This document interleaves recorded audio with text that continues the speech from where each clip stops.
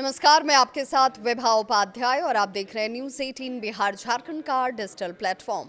इस्लामाबाद और काबुल के बीच युद्ध विराम का ऐलान हो गया, लेकिन जमीन पर शांति अब भी जैसे दूर की बात लगती है। पाकिस्तान और अफगान तालिबान के बीच सुलह की कोशिशें एक बार फिर से मुश्किल में फंसती हुई नजर आ रही हैं। वजह क्या है वो भी जान लीजिए। तो पाकिस्तान के रक्षा मंत्री ख्वाजा आसिफ का ताजा बयान, दोहा में कतर और तुर्की की मध्यस्थता में हुए युद्ध विराम समझौते के ठीक एक दिन के बाद ख्वाजा आसिफ ने साफ साफ कहा, अगर अफगानिस्तान सीमा पार से होने वाले हमलों को नहीं रोकता तो युद्ध विराम खत्म समझिए।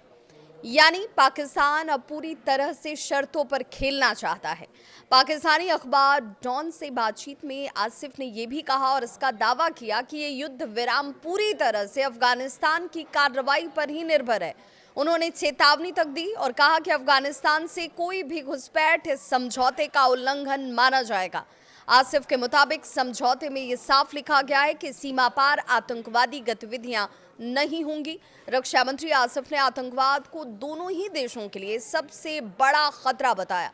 उन्होंने कहा कि क्षेत्र में स्थिरता तभी संभव है जब आतंकवाद का खात्मा हो, लेकिन साथ ही उन्होंने इस बात पर भी जोर दिया, या यूं कहें कि इस शब्द को जोड़ दिया, कि अगर आतंकवाद जारी रहा तो शांति की हर कोशिश नाकाम हो जाएगी।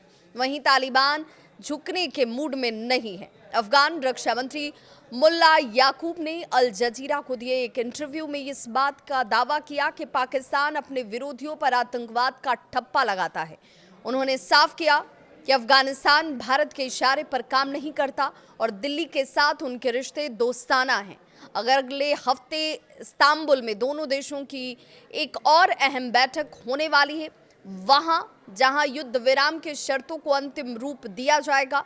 लेकिन फिलहाल हालात यही कह रहे हैं कि पाकिस्तान और अफगानिस्तान या अफगान तालिबान के बीच भरोसे की दीवार अब भी जो एक तरीके से मजबूत होनी चाहिए थी, वो दीवार दोनों के बीच संबंधों को करीब आने से रोक रही है, या यूं कहें कि बीच में खड़ी है।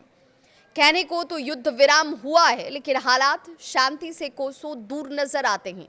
अब देखना होगा कि इस्तांबुल की बैठक में दोनों पक्ष सच्ची सुलह की तरफ आगे बढ़ते हैं, या ये समझौता भी पिछली कोशिशों की तरह सिर्फ कागजों तक सिमट कर रह जाता है। इस खबर पर आपकी क्या है राय, जरूर साझा करें।